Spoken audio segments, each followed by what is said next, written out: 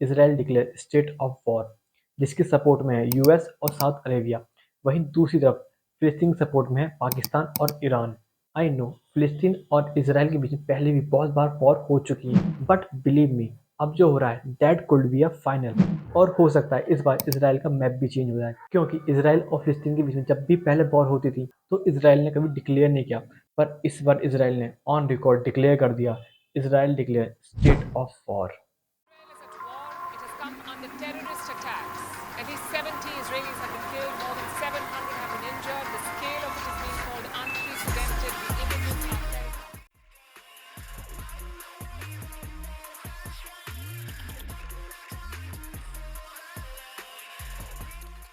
Hamas ने सुबह 5,000 missile rocket over और इसराइल पर दाग दिए, जिससे 22 लोगों की जान चली गई, जिससे इसराइल का ड्रोन सिस्टम पूरी तरह फेल हो गया।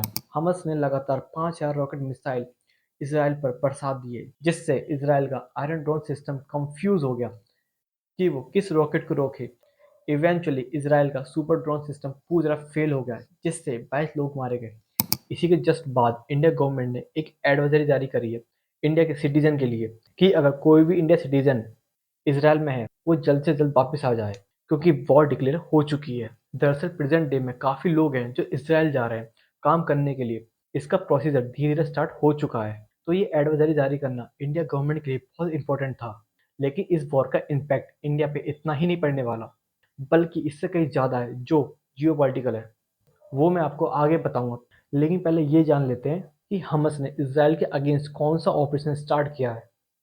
दोस्तों, इसराइल और फिलिस्तीन के बीच में 2021 में एक वॉर हुआ था, वही मस्जिद को लेके, जिसका नाम था अल अक्सा मस्जिद। उसी चीज़ को लेके ऑपरेशन स्टार्ट किया गया, जिसका नाम है अल अक्सीदा स्टॉर्म। जरा इस मैप को ध्यान से देखिए। ये जो पार्ट आपको दिखाई दे रहा है ये है इसराइल, और इसमें जो गाजा पट्टी दिखाई दे रही है यहाँ है हमास, जो इसराइल पर रॉकेट बरसा रहे हैं। और ये जिस ऑपरेशन को अल अक्सा स्टॉर्म ऑपरेशन बता रहे हैं, अल अक्सा बहुत ही इंपॉर्टेंट मॉस्क है as a Islamic faith. Well, जो हमास के सपोर्टर हैं ईरान, वो ये कह रहा है ये तो होना ही था, क्योंकि इसराइल फोर्सेस जैसे नॉर्मल पीपल को मॉस्क के अंदर मार रही है, ये तो होता ही है। सोशल मीडिया में बहुत सी ऐसी वीडियो और फोटो आए हैं जहाँ औरतों, बच्चों और बूढ़ों को मारा जा रहा है, जिसमें इसराइल का आर्गूमेंट है कि वहाँ के लोग फोर्स पर पथराव करते हैं और मॉस्को में जाकर छुप जाते हैं, जिस वजह से इसराइल की फोर्स वहाँ जाती है।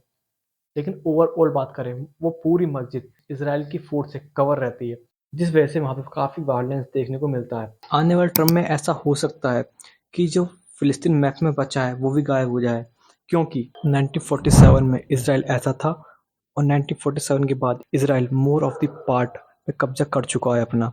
1947 से देखा जाए तो धीरे धीरे धीरे धीरे सारा फिलिस्तीन मैप से गायब हो रहा है, और may be last and least part बचे। और इन सब के बीच में इंडिया को जियोपॉलिटिकली बहुत नुकसान हो सकता है। रिसेंटली आपने सुना होगा आईमैक के बारे में, यानी India middle east Europe corridor.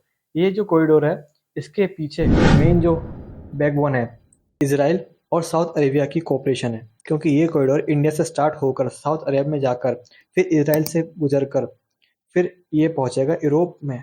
अगर साउथ अरेबिया और इसराइल के बीच में रिलेशनशिप ठीक नहीं हुए तो ये कॉरिडोर प्रॉपरली बन ही नहीं पाएगा। तो आप ये समझ रहे होंगे इसमें क्या हुआ, तो इस बात को समझो। इसराइल जब हैवी बम्बारिंग करेगा फिलिस्तीन पर, तो इस्लामिक कंट्री पाकिस्तान, ईरान और इजिप्ट ये सब साउथ अरेबिया पर प्रेशर डालेंगे और इसराइल पर एक्शन लेने को कहेंगे, और मे बी ये बोल दें जो आईमैक कॉरिडोर बनना है उसे रिजेक्ट करो। अगर साउथ अरेबिया इसराइल के साथ अपने रिलेशन नॉर्मलाइजेशन करने की सोच भी रहा होगा तो भी नहीं कर पाएगा। तो हो सकता है ये आईमैक कॉरिडोर डिले हो जाए। तो इसके अगेंस्ट में जियोपॉलिटिकल बहुत है। वीडियो इन्फॉर्मेटिव लगे तो वीडियो को लाइक करें और चैनल को सब्सक्राइब करके हमें सपोर्ट जरूर करें। मिलते हैं नेक्स्ट वीडियो में। राधे राधे।